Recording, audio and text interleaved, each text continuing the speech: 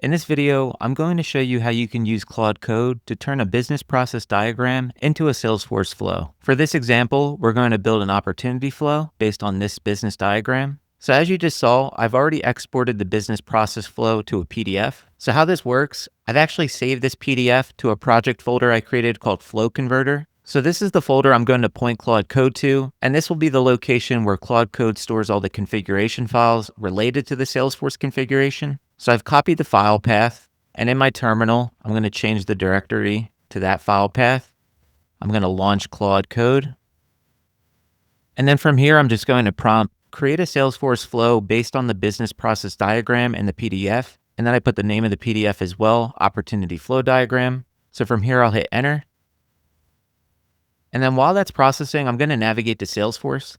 And I just wanted to show in my free developer org that the last flow I made was back in March. So hopefully after all the prompting I do, we'll see a Salesforce flow listed here that will match the business process diagram. All right, so that was much quicker than I expected. It's actually already created a flow, and that probably only processed for about 3 minutes, not even. However, it does say before deploying, create these custom fields on the opportunity. If you look down here where we type the prompt, it actually suggests the prompt we should type next. Create the custom fields metadata too. So we'll use that prompt and hit enter. So it's going to create those custom fields for us. All right, so that's done processing. We see that it's created all 6 fields. It provides additional notes down here for 2 of the fields that it created. On this last note here, it says to deploy, you'll also need an SFDX project JSON. And you can see that's actually the next suggested prompt. So I'll send that prompt now. All right, so that JSON's been created. So now I can deploy, but I need to deploy the fields first. So I'm going to say deploy to my org. And then I'll proceed with option number 2.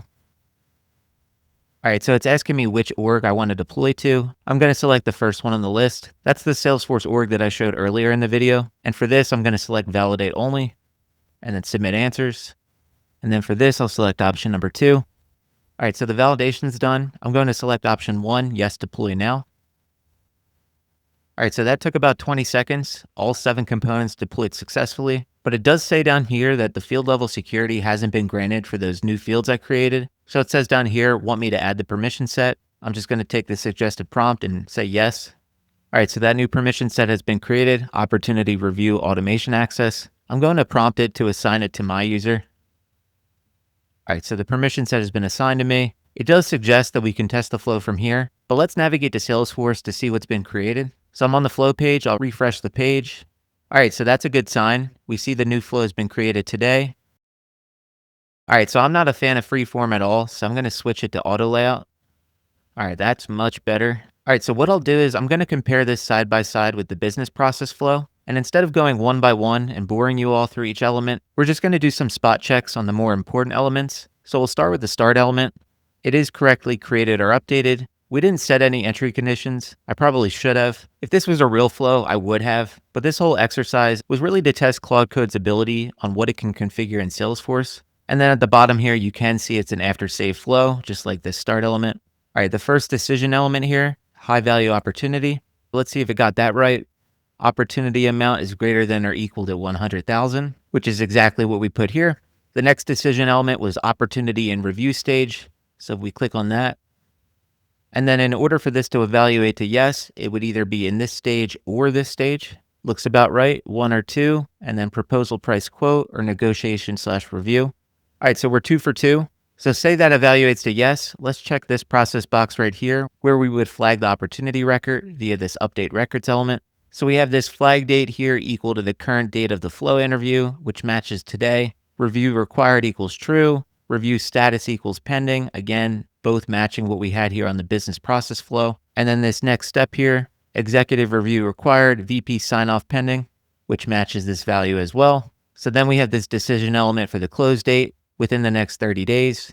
So this is interesting because it should have created a formula. So under the yes outcome, if we look at the 2 conditions, both of these have to evaluate to true. So the close date is greater than or equal to today's date, and the close date is less than or equal to date 30 days from today. So that appears to be a formula field. So if we navigate to that, formula today plus 30. So that's right. So all of these have been right so far. All right, so we'll keep moving. Again, another decision element down here, require qualification task. If the lead source equals web or partner referral, we'd go down this yes outcome. So we'll open up here. lead source equals web, or lead source equals partner referral. So that's correct. If it goes down this yes path, there's that create qualification task. So this element has a lot of fields being updated. So let's double check that against the flow. So due date only, again, it's 2 days from today. So that's another formula field. The assigned to ID is the owner. So the owner ID, priority is high, status is not started. Again, it's matching all of these. Qualified inbound lead, confirm BANT for the subject. Again, exactly what it says here. And then the related to ID is the triggering opportunity. And then we're close to the end of the flow. We have this decision element just moved to closed one. So for the yes outcome, the stage needs to equal closed one, and the prior stage does not equal closed one, and the renewal created field equals false. So in the conditions, instead of listing out those 3 fields, it appears that Claude Code created a formula. So we'll open up that formula and then click on this closed one formula, and we'll expand this a little bit. All right, so yeah, this reads, if the stage name is closed one and one of these is true and this is not true. So again, it does match what we had in the decision element on the business process flow. And then lastly, we had this create element and an update element. So for the create renewal opportunity, we had all those fields listed. Account ID equals the opportunity account ID. The amount equals the opportunity amount. Close date equals the renewal close date. Lead source is existing customer. Name is the renewal opportunity name, which it says right up here, original op name renewal. And this appears to be a formula that likely concatenates it like we say right here. Owner ID is the triggering opportunity owner ID. Stage is equal to prospecting. Opportunity type is existing customer renewal, which is what we had right here. And then for the update record, we're marking the original opportunity as renewal created. So the renewal created date is today's date, which we say right here. Renewal created equals true. And renewal opportunity is equal to the renewal opportunity ID. And then the flow ends. Like most things that I've built with Claude Code, this is pretty impressive stuff. Now, it goes without saying that this isn't always going to be perfect, and the flow created isn't always going to match the business process flow entirely. But for the most part, if your business process flow is fairly detailed with things like object names and field names, then the flows created through Claude Code are going to be fairly accurate. Rather than creating a flow from scratch, instead, all you'll have to do is review the flow, which takes way less time. I do want to quickly show the project folder that I started with. So originally we just had this flow diagram, but now we have the Force app folder and the Claude folder, along with the FSDX project JSON file. So that's all I have for this video. I hope you found it helpful. Thank you all for watching today, and I'll see you in the next video.